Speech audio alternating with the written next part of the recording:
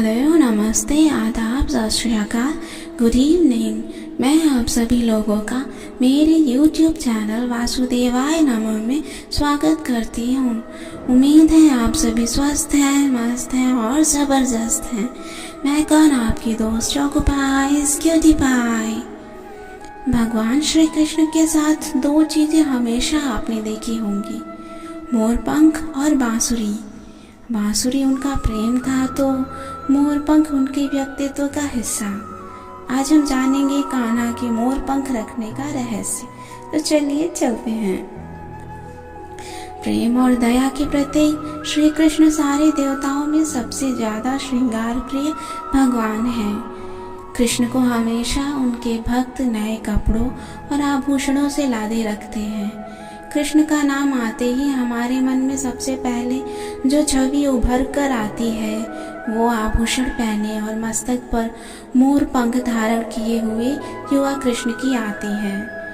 भगवान श्री कृष्ण एक ओर जहाँ प्रेम और दया के प्रतीक हैं, वहीं दूसरी ओर वह अपने रौद्र रूप में शत्रुओं का नाश करने वाले भी हैं। इन सब से अलग वो कई बार मित्र और शत्रु के लिए संभाव भी रखते हैं, यानी उनके रूप में विविधता है, जैसे कि मोरपंख में होती है। कान्हा का मोरपंख पहनना केवल प्रेम या उसके प्रति लगाव को ही नहीं दर्शाता, बल्कि इसके जरिए भगवान ने कई संदेश भी दिए हैं। कहा जाता है कि बचपन से ही माता यशोदा अपने लल्ला के सर पर मोरपंख को सजाती थी। बड़े होने के बाद कृष्ण खुद भी इसे अपने सर पर सजाते रहे हैं, जिसका कारण है कि स्वयं भगवान भी मोर की ही तरह पवित्र है। भले ही उन्हें रास रचैया कहा जाता है, लेकिन वो इन सब से बहुत दूर रहे हैं। कहते हैं कि एक बार श्री कृष्ण राधा के साथ नृत्य कर रहे थे, तभी उनके साथ ही झूमकर नृत्य कर रहे एक मोर का पंख भूमि पर गिर गया, तो प्रभु श्री कृष्ण ने उठाकर उसे सिर पर धारण कर लिया।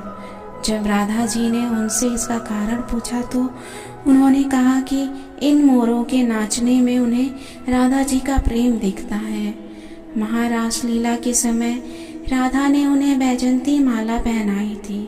वैजयंती माला के साथ ही मोर पंख धारण करने की एक बड़ी वजह राधा से उनका अटूट प्रेम भी है। ऐसी मान्यता है कि मोर ही एक ऐसा प्राणी है जो पूरे जीवन काल ब्रह्मचर्य व्रत का पालन करता है। यही नहीं, मोर वैसे तो अपने आप में मस्त और आनंदित रहता है, लेकिन यदि कोई उसे छेड़े या दुश्मनी करे तो वह उसका नाश कर देता है। ठीक इसी तरह भगवान श्री कृष्ण खुद में मस्त रहने वाले हैं, लेकिन यदि उन्हें उनसे शत्रुता ठान लेता है कोई, तो वह उसे किसी भी हाल में नहीं छोड़ते, वह उसका समूल नाश कर देते हैं। मोरपंख कान्हा के साथ रहने की एक बड़ी वजह उनका राधा से अटूट प्रेम है। राधा के महल में ढेर सारे मोर थे, और जब एक बार श्री कृष्ण की बांसुरी पर राधा नाचने लगी तो मोर भी मदमस्त होकर नाचने लगे, और एक मोर का पंख नाचते हुए नीचे गिर गया। तब श्री कृष्ण भगवान ने उसे उठाकर अपने माथे पर सजा लिया। मोरपंख को उन्होंने राधा के प्रेम के प्रतीक में रूप में माना है। राधा कृष्ण के प्रेम की कई सारी कहानियां हैं, जिन्हें पढ़कर या सुनकर उनके प्रेम की पराकाष्ठा का एहसास होता है, लेकिन कुछ ऐसे भी किस्से हैं जिन्हें जानकर हैरानी होती है।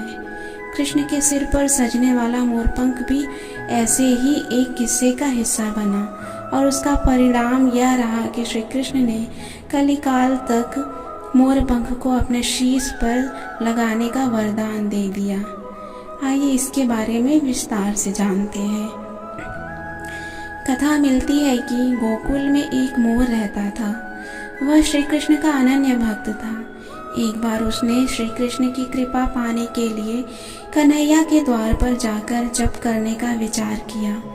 इसके बाद वह उनके द्वार पर बैठकर कृष्ण कृष्ण जपता रहा। जप करते हुए उसे 1 वर्ष बीत गए, लेकिन उसे कृष्ण की कृपा प्राप्त नहीं हुई। एक दिन दुखी होकर मोर रोने लगा। तभी वहाँ से एक मैना उड़ती जा रही थी। उसने मोर को रोता हुआ देखा तो बहुत अचंभित हुई। मैना ने सोचा कि यूं तो मोर किसी भी कारण से रो सकता है, लेकिन कन्हैया के दर पर कोई रोए, यह तो अचंभित करने वाली बात है।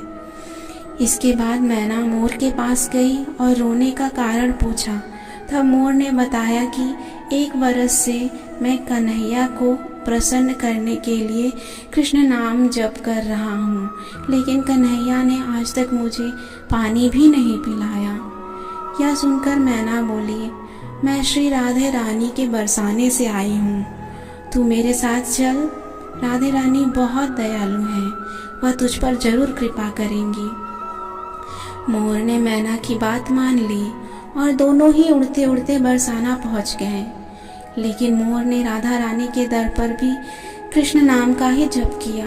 यह सुनते ही श्री राधा रानी दौड़ती हुई आई और मोर को गले से लगा लिया। राधा रानी ने मोर से पूछा, तू कहाँ से आया है? तब मोर ने कहा कि जय हो राधा रानी की, आज तक सुना था कि तुम करुणामयी हो और आज देख भी लिया। राधा रानी बोली, वह कैसे? तब मोर बोला, मैं पिछले 1 बरस से कन्हैया के द्वार पर कृष्ण नाम जप कर रहा हूँ, लेकिन पानी पिलाना तो दूर, उन्होंने मेरी ओर देखा तक नहीं। तब राधा जी ने कहा कि नहीं, मेरे कान्हा ऐसे निर्मोही नहीं हैं। किशोरी जी ने कहा कि फिर से तुम कन्हैया के द्वार पर जाओ, लेकिन इस बार कृष्ण नहीं, राधे राधे रटना। मोर ने राधा रानी की बात मान ली और लौटकर गोकुल वापस आ गया। फिर से कृष्ण के द्वार पर पहुंचा और इस बार राधे राधे रटने लगा। यह सुनते ही कृष्ण दौड़े चले आए और मोर से पूछा, तुम कहाँ से आए हो? तब मोर ने कहा, हे माधव, 1 बरस से तुम्हारा नाम संकीर्तन कर रहा था, तब तो तुमने मुझे पानी तक नहीं पिलाया, आज राधे राधे जपने पर दौड़े चले आए।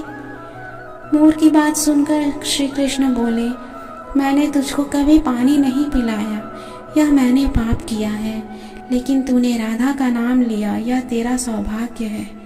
इसलिए मैं तुझको वरदान देता हूँ कि जब तक यह सृष्टि रहेगी, तेरा पंख सदैव ही मेरे शीश पर विराजमान रहेगा। साथ ही जो भी भक्त किशोरी जी का नाम लेगा, वह भी मेरे शीश पर रहेगा।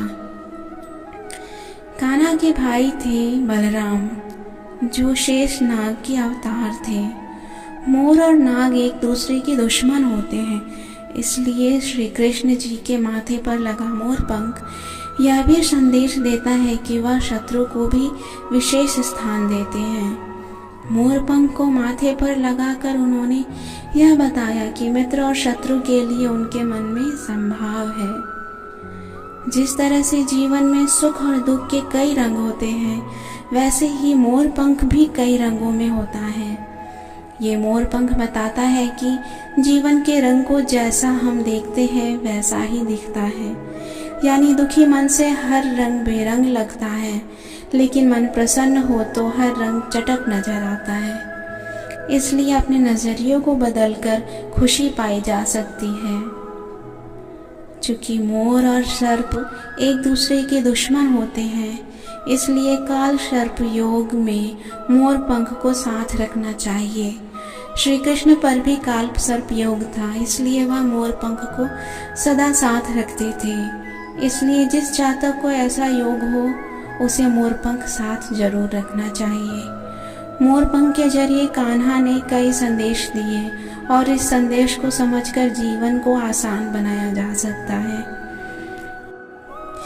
कान्हा द्वारा मोर पंख धारण करने के रहस्य के बारे में जानकर आपको कैसा लगा, मुझे कमेंट में लिखकर जरूर बताइएगा।